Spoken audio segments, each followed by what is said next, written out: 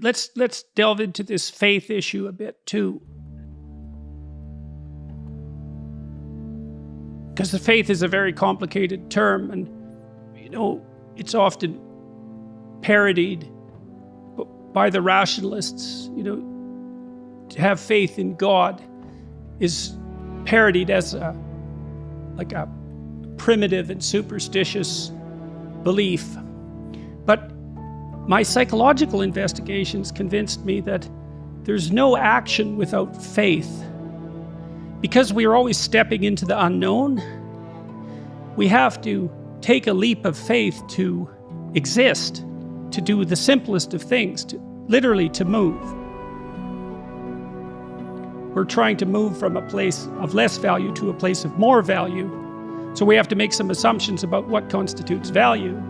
And then we have to believe that our actions are going to have the outcome that we desire. And we do that without evidence. That's partly why to be human is to be riven with anxiety. It's because there's no certainty, and so you can't act without faith. And so then the question might, if you accept that proposition, you can't act without faith. And I don't believe that that's a disputable proposition, unless you view people as deterministic in the way that clocks are, so that we're just stimulus response machines. It seems to me that instead we're moving into the unknown, and we do that in dread, in some sense, dread and hope, and we do that because we have faith. And when we lose that faith, our lives fall apart, and we don't know which way is up or down. And so then the question is, well, if we have to have faith, what is it that we should have faith in?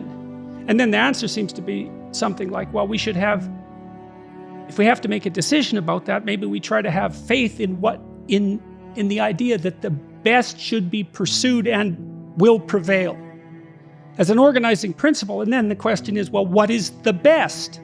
And the answer is, well, that's really hard question. And so we need cathedrals, and we need Bach's music, and we need the stories in Genesis, and we need the world's great literature.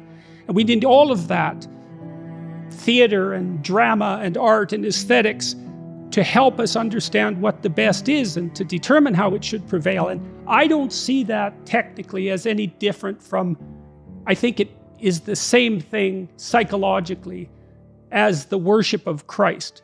I think it's the same thing. Because, again, I'm trying to speak psychologically, to think about what Christ represents. I'm not thinking about him as a historical figure. That's something we can get to later. That image, which is seen, for example, laid out on these massive cathedral domes, Christ as logos, as generator of the world, it's the idea that the proper mode of being is brought into existence by consciousness that's operating according to the highest possible principles. And why wouldn't, and that is the kind of faith that's maybe got some courage associated with it, right? I'm going to act as if this is the case.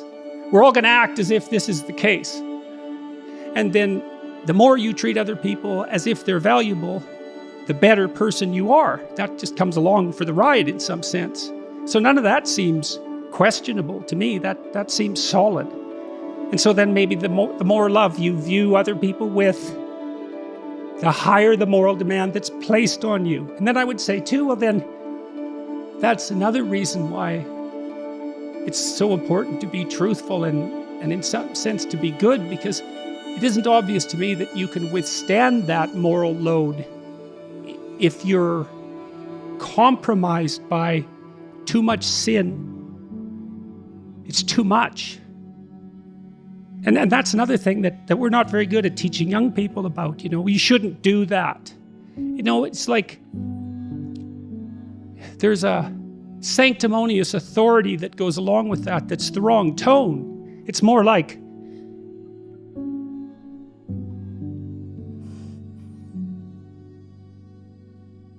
I don't know how you lay it out properly, but you tell people that you love how to avoid the road to hell. And you don't do that because you're shaking your finger at them or because you're a moral authority.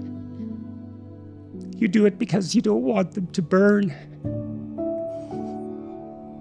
And I think there's too much of the moral authority still in the church and not enough of the love that helps people avoid the fire.